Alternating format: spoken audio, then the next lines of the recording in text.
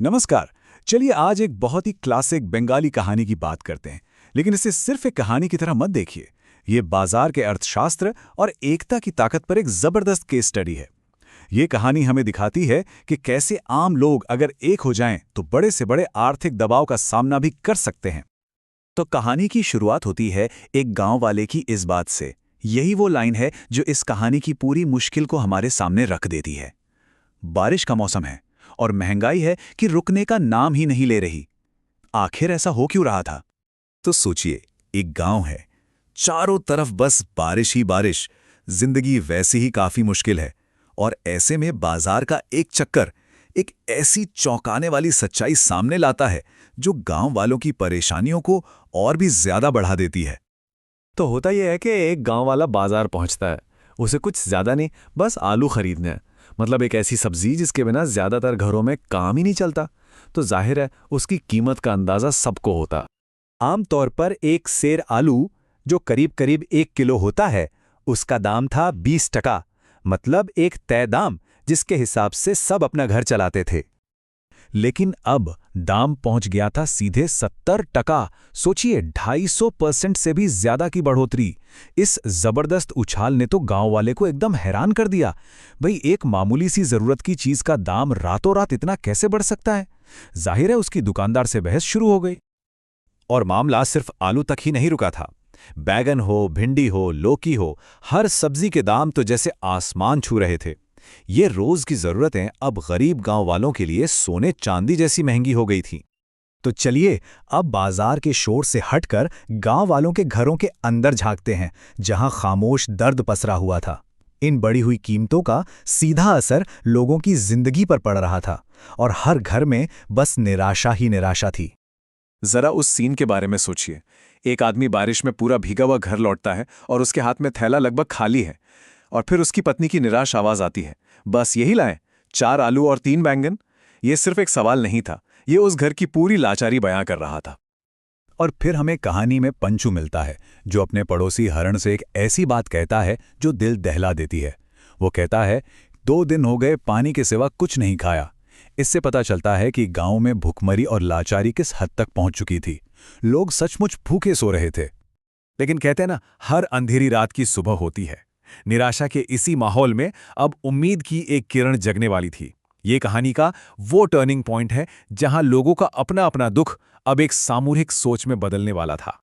तो हुआ ये कि पहले तो गांव वालों को लगा कि सारी गलती दुकानदारों की है, कि वो लालची हो गए हैं।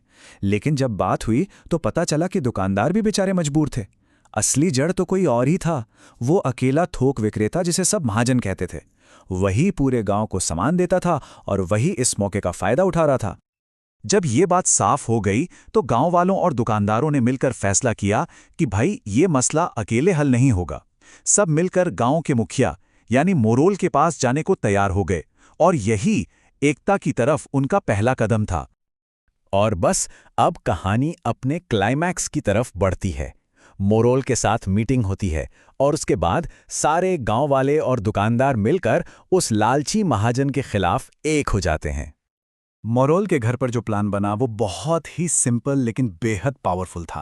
पहला कदम, कोई भी उस थोक विक्रेता से सामान नहीं खरीदेगा। दूसरा, जितनी भी सब्जियां नहीं बिकी हैं सब उसे वापस कर दी जाएंगी। और तीसरा, पूरे पैसे वापस मांगे जाएंगे। ये पूरा का पूरा प्लान कलेक्टिव बार्गेनिंग की ताकत पर टिका था।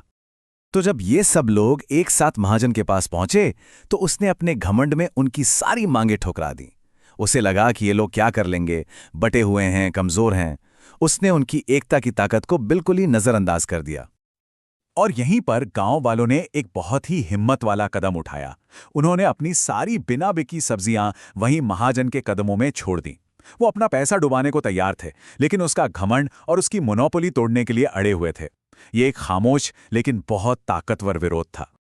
और इस खामोश विरोध का असर होना ही था। अब कहानी उस मोड़ पर आती है जहां पासा पूरी तरह पलट जाता है और पूरे समुदाय को अपनी एकता का फल मिलता है। यहाँ पे ना इकोनॉमिक्स का एक बहुत ही सीधा सा लॉजिक काम कर गया। महाजन का लालच ही उसकी बर्बादी की वजह बन गया। उसने ज्यादा पैसा कमाने के चक्कर में सब्जियां जमा कर ली थी, लेकिन जब गांव वालों ने खरीदना ही बंद कर दिया तो उसका सारा माल, जो उसकी ताकत थी, अब उसके लिए एक बोझ बन गया। सब्जियां तो सड़ जाती है ना। और फिर वही हुआ जिसका इंतजार था। महाजन की घबराई हुई आवाज गूंजी। उसे समझ आ गया था कि अगर वो नहीं झुका तो उसका सब कुछ बर्बाद हो जाएगा, सारा माल सड़ जाएगा। वो घुटनों पर आ गया और यही थी गांव वालों की असली जीत। और ये चार्ट देखिए, ये उनकी एकता की कामयाबी का सीधा सबूत है। आलू का दाम जो 80 तक चला गया था, वो धड़ाम से गिरकर सीधा 30 पर आ गया। तो आखिरकार मानसून का वो गर्मा गर्म बाजार ठंडा हो ही गया। कहानी खत्म होती है एक खुशी के माहौल में। गांव वाले अपने थैले भरकर घर लौट रहे हैं। उन्होंने सिर्फ दाम ही कम नहीं करवाए, बल्कि ये भी साबित कर दिया कि जब लोग एक साथ खड़े हो जाएं तो कुछ भी नामुमकिन नहीं है। तो ये कहानी हमें एक बहुत बड़े सवाल के साथ छोड़ जाती है। ये हमें सिखाती है कि बाजार सिर्फ डिमांड और सप्लाई से नहीं चलता, उसे लोगों की एकता, उनकी इच्छा शक्ति भी बदल सकती है। और ये एक ऐसा सबक है जो आज के दौर में भी उतना ही जरूरी है।